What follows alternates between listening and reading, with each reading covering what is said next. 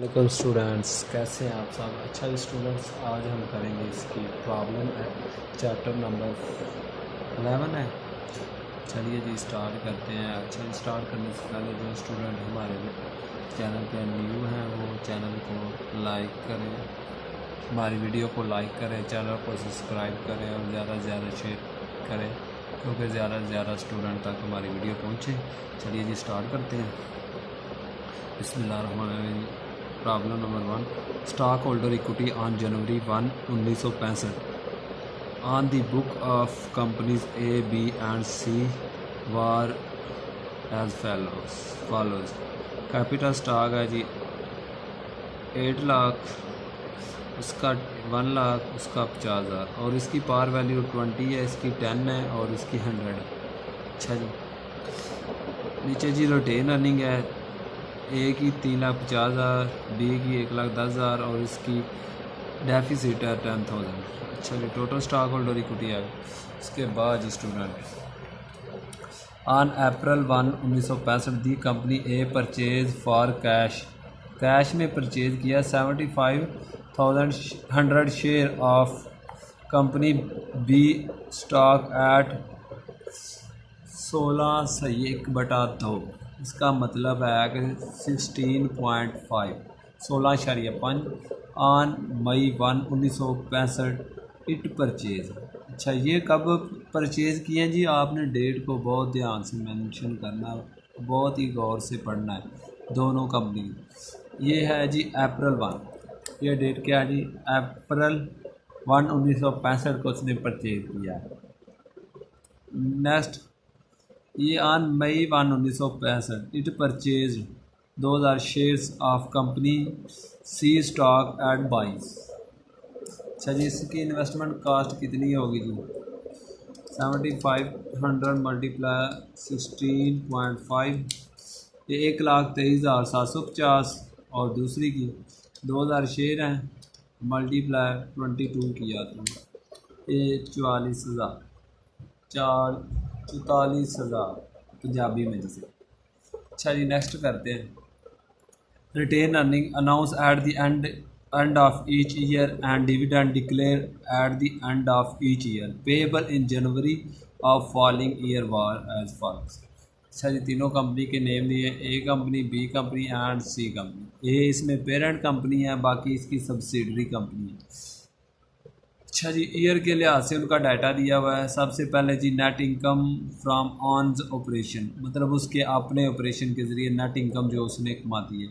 Dividend है, उसके ऊपर अपने उसके जो शेयर हैं उन पर डिविडेंड। आगे जी नेट इनकम है, डिविडेंड पर शेयर है इसका, बी का भी और सी का भी। अच्छा चलिए देखते हैं instructions. Assuming that investment account are carried by the equity method. अगर इक्विटी मेथड के थ्रू कैरी करें तो give all the entry that would be made in the book of company A and the end of 1965, 1966 and 1987। A की book में entry करनी है आपने जी। चलिए जी स्टूडेंट स्टार्ट करते हैं।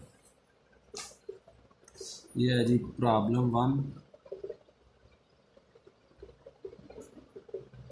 चैप्टर 11 है जी। आपने एंट्री रिकॉर्ड करनी है ए की बुक में। सबसे पहले जी ए का जी लॉस है 50,000 से, तो लॉस को रिकॉर्ड करने की क्या एंट्री होगी?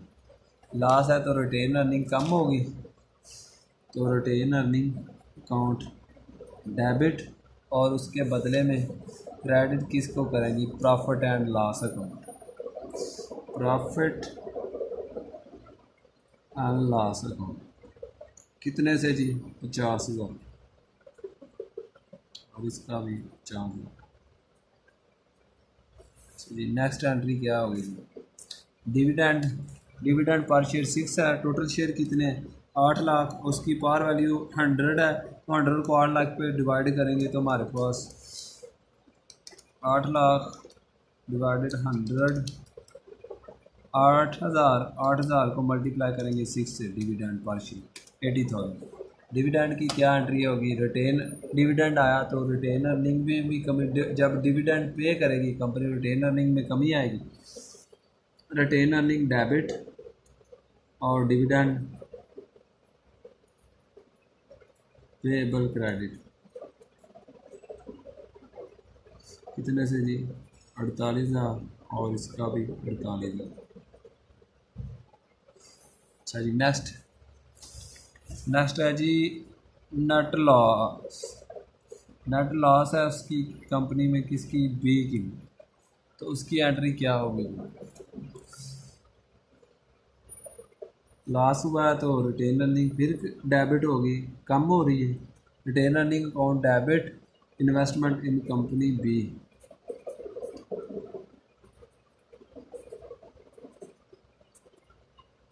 बी स्टॉक कितने से जी? 10,000 लॉस है। उसकी ऑनरशिप आपके पास कितनी है जी? 75% है। 10,000 का 75% कितना आया जी? और मंथ कितने हैं? सॉरी, कैलकुलेशन इसकी ऐसे होनी है जी। पूरे साल का ये लॉस है 10,000। और आपने ख़रीदा कब था? ऑनरशिप इसकी एक्वायर कब की थी? 1 अप्रैल 1965। अप्रैल के पहले 3 माह, टोटल 9 माह बनते हैं। अच्छा जी, इसको पहले 9/12 करते हैं, या इसको ऐसे ही 9/12।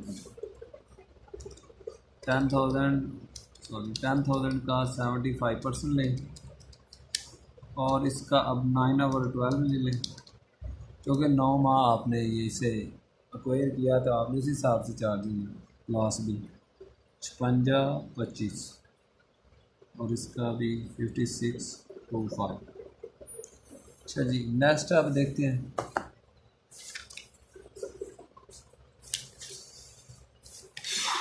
अच्छा जी स्टूडेंट, इसका डिविडेंड इसने पे नहीं किया, पास्ड है। और आगे आगे नेट इनकम आई है कितने से? 6,000 से। तो उसकी एंट्री क्या होगी जी? नेट इनकम क्या? रिटेन अर्निंग डेबिट और उसके बदले में जी, सॉरी, रिटेन अर्निंग क्रेडिट होगी। Investment in C company account debit. C stock लिखना आपने, जल्दी में लिख रहा हूँ। तो डिविडेंड, सॉरी, इसमें रिटेन अर्निंग है। रिटेन अर्निंग अकाउंट क्रेडिट कितने से जी? 6,000 है। इसकी कितने परसेंट जी ऑनरशिप है? टोटल शेयर कितने हैं? 50,000। इसकी कैपिटल स्टॉक है, पार वैल्यू 20 है, इसे 20 पे डिवाइड करते 2500 शेयर है, 2,000। अच्छा जी, टोटल कितने एक्वायर हुए हैं? 2,000। इसको डिवाइड करेंगे 2500 पे, 80%। इसका 80% लेंगे, 6,000 का 80% 48। और इसका भी 48। अच्छा जी, नेक्स्ट देखते हैं। सॉरी, लेकिन ये नेट इनकम एक्वायर कब हुई थी? मई 1 को। आपने इसको मल्टीप्लाई करना 6/12, 7/12। मई कब आता है? मई 1। अप्रैल, जनवरी, फरवरी, मार्च, अप्रैल, मई। मतलब ये आपके पास 4 माह, 8 माह की। 8/12 आपने करना जी। 48,000 का, 4800 का 8/12, 3200। ये आपने ये नहीं लिखना, 3200। आपने डेट का बहुत ध्यान रखना, मेरी तरह भूलना नहीं है। आप लोगों ने पहले ध्यान से पढ़ना है कि आपने ये इन्वेस्टमेंट एक्वायर कब किए थे। ये बहुत सारी कॉमन गलती होती है, बच्चे करते हैं जो पेपर के दौरान, तो आपने इसे इग्नोर नहीं करना। अच्छा स्टूडेंट, नेक्स्ट अब ये था 1965। अब 1966 का करते हैं फाइंड जी। इसका भी डिविडेंड नहीं है। अच्छा जी, 1966 को 10,000 नेट इनकम है। तो नेट इनकम आएगा तो क्या आएगी जी? Inventory, profit and loss debit, P and L account debit और रिटेन अर्निंग अकाउंट क्रेडिट। कितने से जी? 10,000 का भी 10,000। अच्छा जी, उसके बाद जी डिविडेंड कितना 6 बार है, तो वही एंट्री आप पास करेंगे जी, सेम बिल्कुल ऊपर वाली जी। Retained earning debit, dividend payable,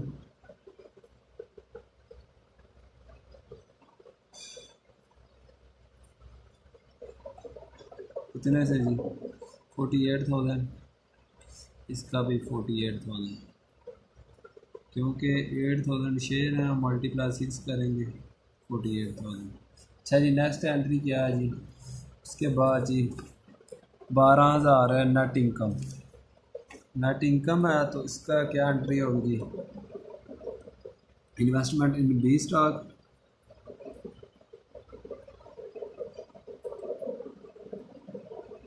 इन कंपनी बी स्टॉक, और उसके बदले क्या क्रेडिट होगा जी? Retained earning. रिटेन अर्निंग में इजाफा हुआ कितने से जी? कितना का इन्वेस्टमेंट ये 12,000। 12,000 का 80%, सॉरी 75% बी की है। 12,000 का 75%, 9,000।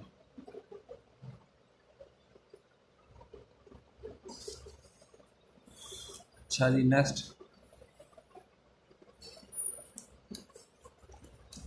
नेक्स्ट एंट्री क्या होगी जी स्टूडेंट? नेक्स्ट है जी शेयर 15 सेंट है शायद जी स्टूडेंट।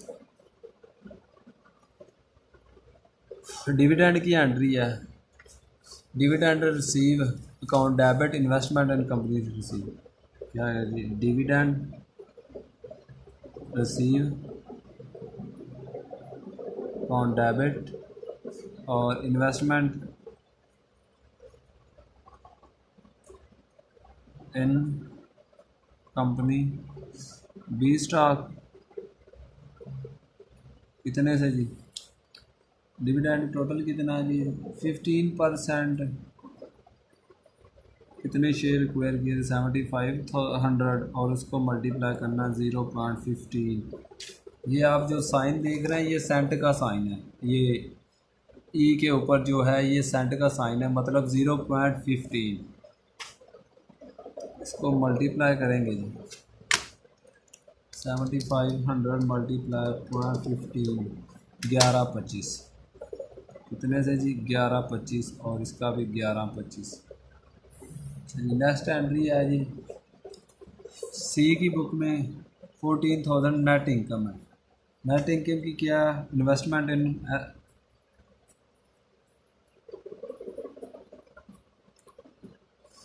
इन कंपनी सी स्टॉक डेबिट और उसके बदले रिटेन अर्निंग अकाउंट क्रेडिट। कितने से जी? 14,000 है। 14,000 का 80%, 14 का 80, 11,200, और इसका भी 11,200। अच्छा जी स्टूडेंट, नेक्स्ट क्या करना है जी? इसका डिविडेंड कितना है जी? 1 पर शेयर। टोटल शेयर कितने थे जी? डिविडेंड की क्या एंट्री होगी? डिविडेंड रिसीव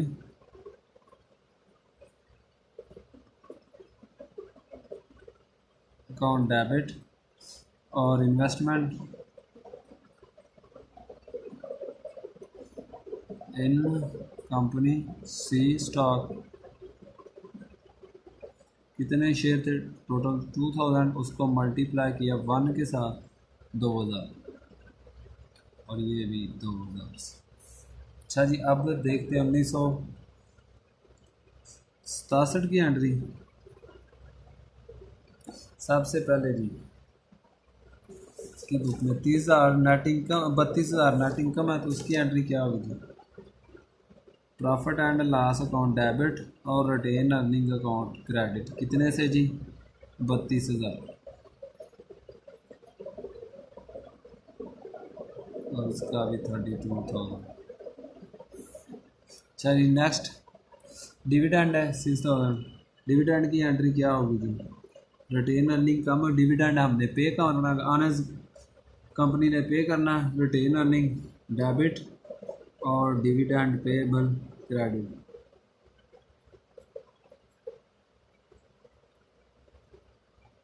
कितने से जी? 48,000। ये मल्टीप्लाई 800,000 मल्टीप्लाई 6 तो 48,000 और ये भी 48,000।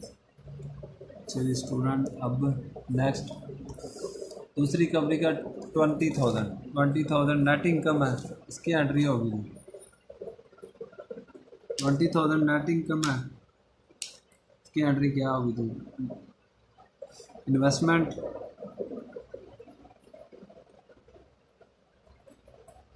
इन कंपनी बी ऑन डेबिट और उसके बदले में रिटेन अर्निंग में भी इजाफा और रिटेन अर्निंग क्रेडिट कितने से जी? 20,000 है, 20,000 का 75%, 20 का 75%, 15,000। इसका भी 15,000। अच्छा जी नेक्स्ट इसका डिविडेंड है, डिविडेंड कितना है जी? 15 cent. Dividend receive debit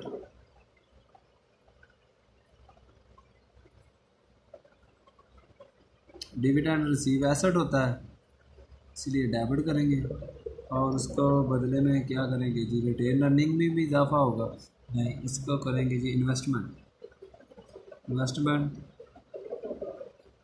in company B stock कितने से जी? डिविडेंड कितना? 15 सेंट है, टोटल 7500 है, इसको मल्टीप्लाई किया 0.50 तो ये इसका 3750 आ जाएगा। 50 3750। अच्छा जी नेक्स्ट नेट इनकम है जी 20,000 कंपनी सी में। नेट इनकम की क्या एंट्री होगी? Investment in company C stock और उसके बदले में रिटेन अर्निंग क्रेडिट करेंगे कितने से जी? 20,000, इसका 80% 16,000 और इसका भी 16,000। अच्छा जी नेक्स्ट करते हैं dividend receive debit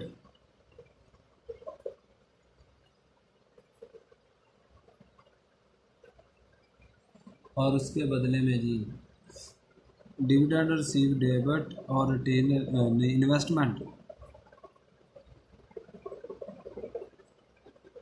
in company C stock कितने से जी? 2.5 पर शेयर है, 2,000 शेयर हैं और मल्टीप्लाई 2.5 तो ये 45।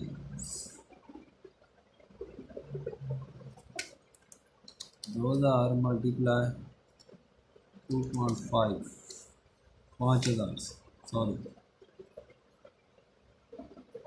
5,000 से लॉ स्टूडेंट। ये हमारी एंट्री थी। नेक्स्ट रिक्वायरमेंट इसकी देखते हैं।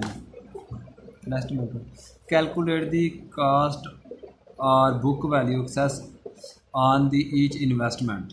अच्छा जी बी में कहता है जी minority interest of each company at the end of 1965 66 and C में कहता है balance of retained earning for controlling interest that will appear on the consolidated balance sheet at the end of 1966 67 और 59। अच्छा जी चलिए स्टूडेंट करते हैं next इसकी।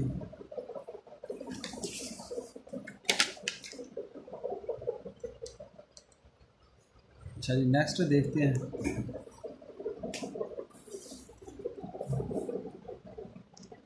चलिए स्टूडेंट बी पार्ट करते हैं, ये पार्ट 2 और उसका जुज़ ए करते हैं।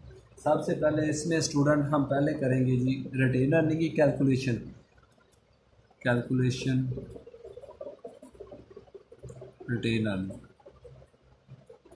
अच्छा जी, सबसे पहले up to the date of acquisition company B और कंपनी सी। कंपनी बी की रिटेन अर्निंग कितनी है?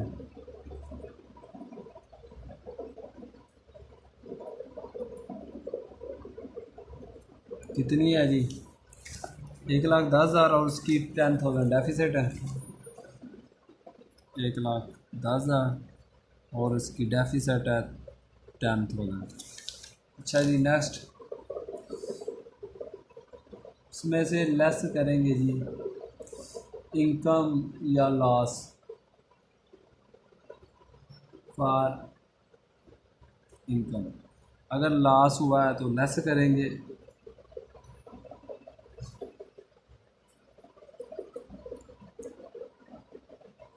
इनकम।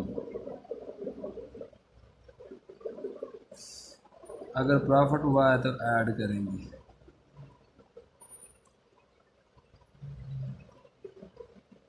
इंक्रीज हुई है इनकम तो ऐड करेंगे। अच्छा जी, फर्स्ट में है जी कंपनी को कितना लॉस हुआ है। कंपनी बी 10,000 है, लॉस है 10,000 का। कितने माह हुई है जी? 3 माह। वन को आपने परचेज अप्रैल 1 को, तो टोटल कितने माह हुए? 3 माह आपने यूज़ नहीं किया, तो इसकी रिटेन नहीं फाइंड करनी है। 3/12 और ऐड करेंगे जी, सॉरी इधर था 6,000 और इधर 10,000। इसका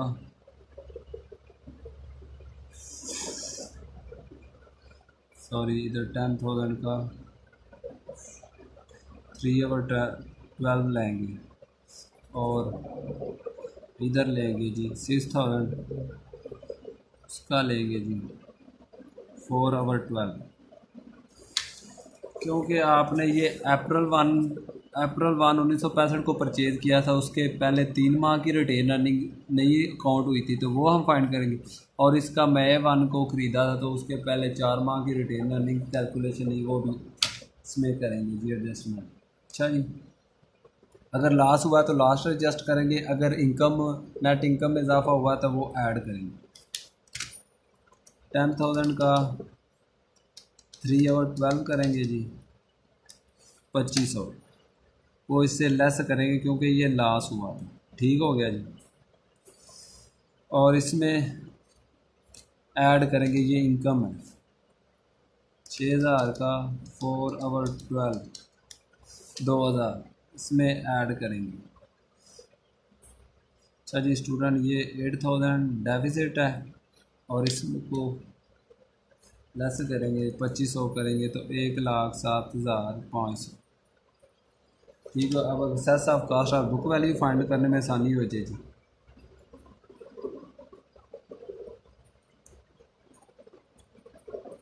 बुक वैल्यू, अच्छा जी, सबसे पहले कंपनी बी और कंपनी सी।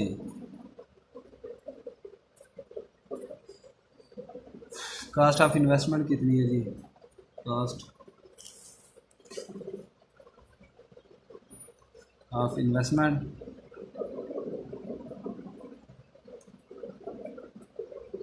कितने से जी? पहली कंपनी 75,000 शेयर हैं और 100 है और मल्टीप्लाई 16.5, 7,500 शेयर और मल्टीप्लाई 16.5, 1,23,750 और दूसरी के जी 2,000 शेयर हैं और मल्टीप्लाई बाई 44,000। अच्छा, इसमें लेस करेंगे जी इक्विटी कैपिटल बुक वैल्यू करेंगे जी, बुक वैल्यू कैपिटल और रिटेन अर्निंग। कैपिटल कितने से जी? कैपिटल कितने से जी? 1,00,000 और 50,000। इसका 1,00,000 और इसका 50,000। अच्छा जी, रिटेन अर्निंग फर्स्ट की 1,7,500 और इसकी 8,000 डेफिसिट। और ये ऑनरशिप टोटल कितना जी? 2,07,500 और इसका 44,000 42,000 और इसका ऑनरशिप इंटरेस्ट 80% है और इसका 75% है। चलिए स्टूडेंट, 42 का आपने लेना 80%, 33,600 और इधर लेना 2,07,500 का 75%, 1,55,625, 1,55,625 को लेस करेंगे जी 23,750 को लेस करेंगे, आंसर 31,875।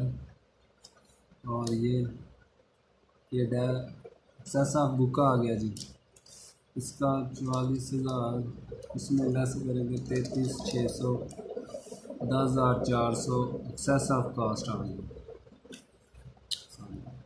10,400 एक्सेस ऑफ बुक और इसका एक्सेस ऑफ कास्ट।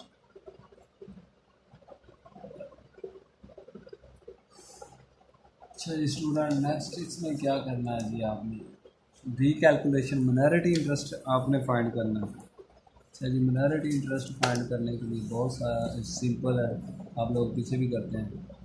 इक्विटी का मिनॉरिटी इंटरेस्ट आपने फाइंड करना है, करते हैं अब इसकी इक्विटी। चलिए स्टूडेंट, इक्विटी में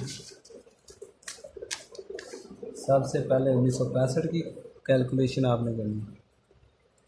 अच्छा जी, इक्विटी में क्या करना है? टोटल इक्विटी लेनी है जी, टी 1965। ये कंपनी बी है और ये कंपनी सी है। अच्छा जी, कंपनी बी की कितनी थी जी? टोटल 2,10,000 और 40,000।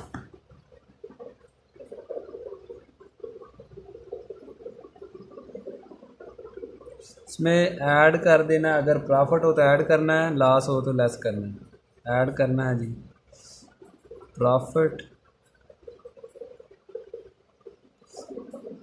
लॉस हो तो लेस कर देना। अच्छा जी, प्रॉफिट पहले साल 1965 में बी कंपनी को लॉस हुआ 10,000 का, ये लेस होगा, और सी कंपनी को प्रॉफिट हुआ 6,000 का, वो ऐड होगा।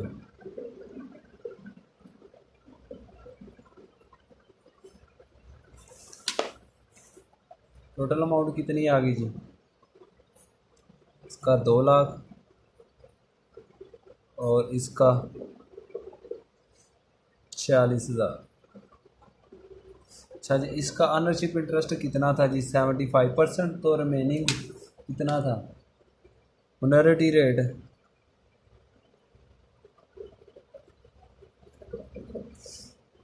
इसका 25 है। 100 में से 75 लेस करेंगे तो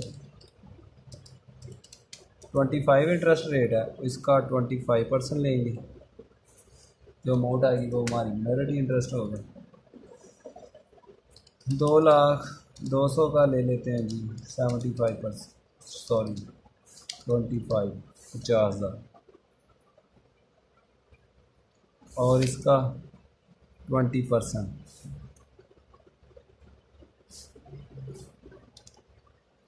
46 का 20%, 9200। अच्छा जी स्टूडेंट, अब 1966 का करते हैं।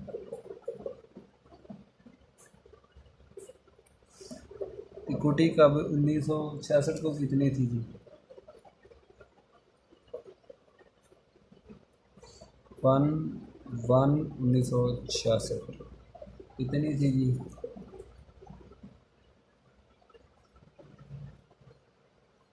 2 लाख। ये जो आपके पास ऊपर थी 2 लाख थी टोटल, और इधर कितनी थी? 46,000। अच्छा जी, इसमें ईयर 2 में क्या हुआ है कंपनी बी को? इनकम इंक्रीज़ हुई कितने से? 12,000 से। तो ऐड करेंगे प्रॉफिट और लेस करेंगे लॉस। इसका कितना जी? 12,000 और इसका 14,000।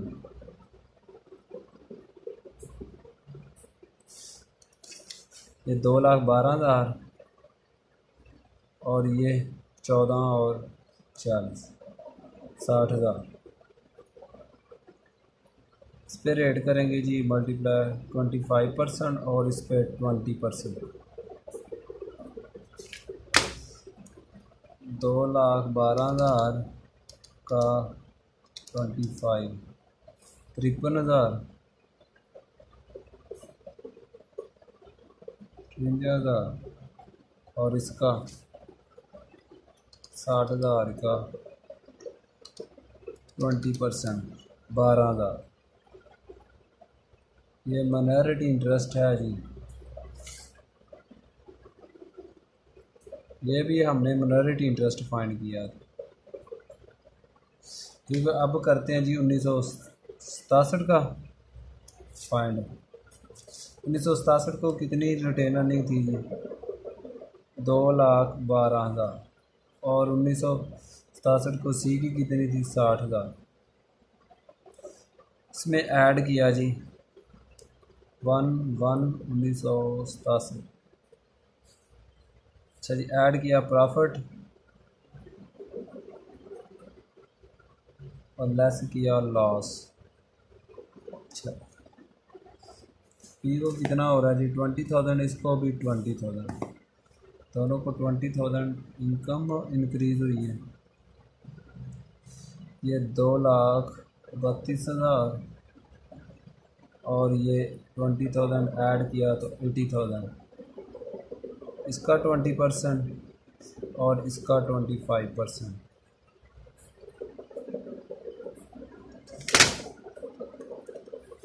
इसका 16,000 और इसका फाइंड कर लेते हैं। 2,32,000 का 25, 58,000।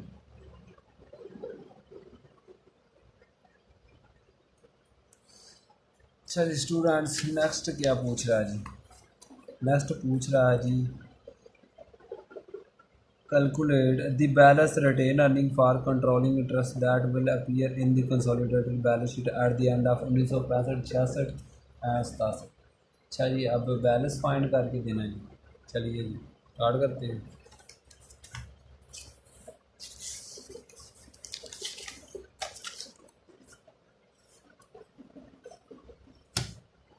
स्टूडेंट अब करते हैं इसका part C, calculation of retained earning.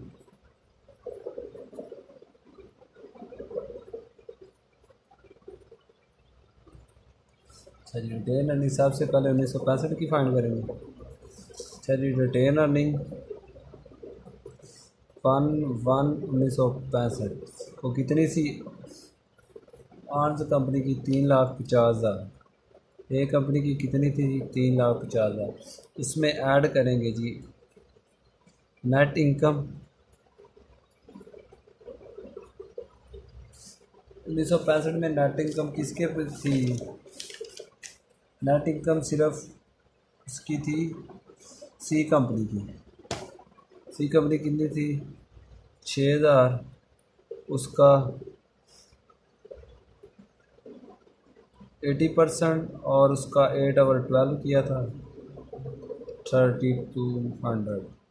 इसको ऐड करेंगे, सॉरी लेस नहीं करेंगे, ऐड करेंगे 3,53,200 और लेस करेंगे loss from operation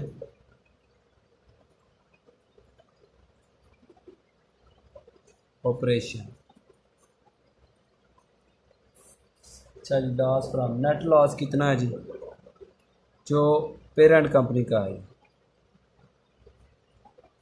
net loss 50,000 है और लेस करेंगे net loss from company B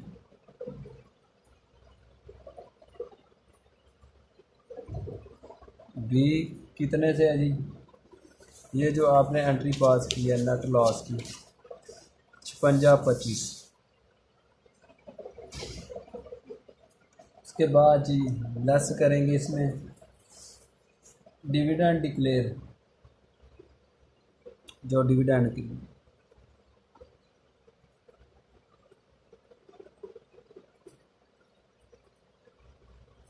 48,000 total किया, इसको लेस करेंगे 50 प्लस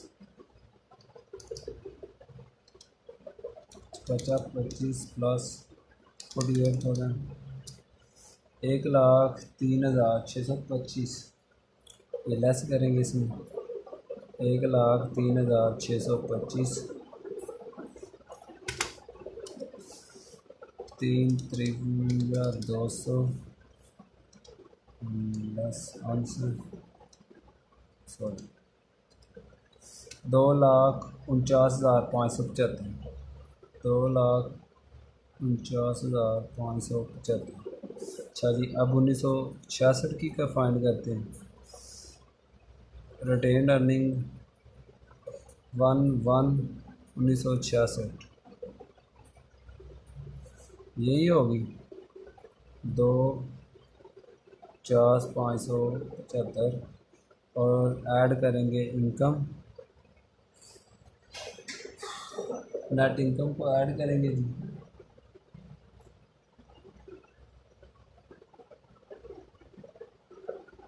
2 दफ़ा जी,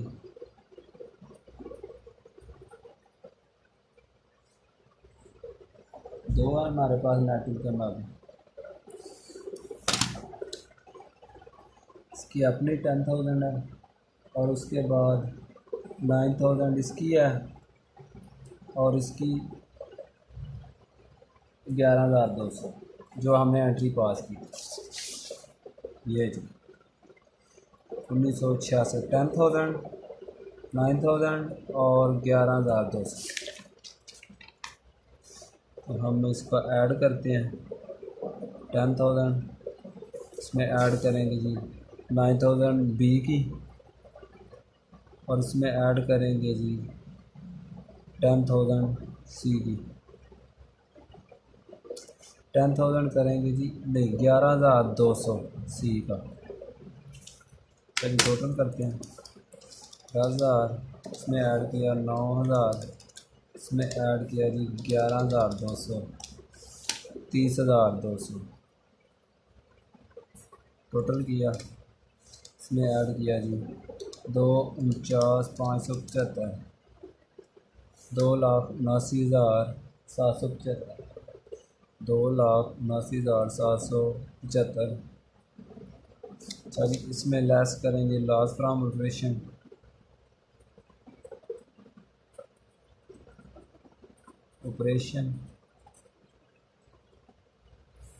अच्छा जी, लॉस फ्रॉम ऑपरेशन में क्या क्या आएगा जी, डिविडेंड डिक्लेयर आ जाएगा और कोई लॉस नहीं था।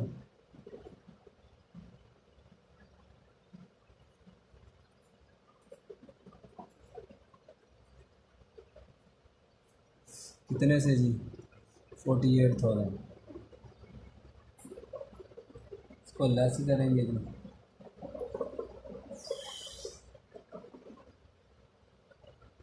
लेस किया है जी, इसमें लेस 48,000 2,31,100 2,31,775 2,31,775 ये रिटेन अर्निंग है 31/12/1966, ये 31/12/1965। चलिए अब 1967 की फाइंड करते हैं। 1967 की ये टोटल है, ये इधर ही देख लेते हैं। रिटेन अर्निंग 1/1/1967, 2/31/775, ये ऊपर का हिस्सा है। और इसमें ऐड करेंगे जी प्रॉफिट, नेट इनकम करेंगे, सॉरी नेट इनकम, वही प्रॉफिट वाला बात हो जाती है। अच्छा जी, इसमें नेट इनकम इसकी अपनी खुद है, आपने बकायदा हेडिंग के थ्रू करनी, मैं डायरेक्टली कर रहा हूँ, आपने बकायदा उनके नाम लिख के करनी है। जैसे 10,000 नेट इनकम है, इसकी ऑनर्स है, net income from B, net income from C है, आपने ऐसे लिखनी है। इसका जी 32,000 और इसमें ऐड किया 15,000 बी का, ये जी 32,000 इसके अपनी प्रॉफिट एंड लॉस अकाउंट, ये 15,000 इन्वेस्टमेंट और ये 16,000 दूसरा जो नेट इनकम थी इसकी। अच्छा जी 32 प्लस 15 प्लस 16, ये 63,000।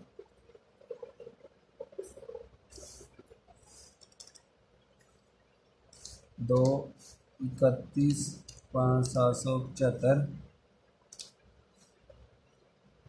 सॉरी 775, इसको ऐड करेंगे आंसर 2,94,775, 2,94,775 और उससे लेस करेंगे जी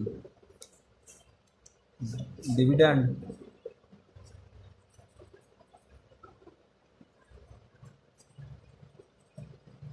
कितने से जी 48,000,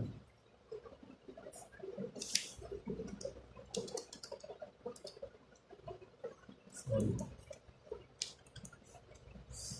2/31/775 प्लस 63,000, सॉरी ऐड करना 2,94,775, उसमें से लेस करना 48,000, 2,46,000, 2,46,775। लो जी स्टूडेंट, ये थी हमारी प्रॉब्लम 1।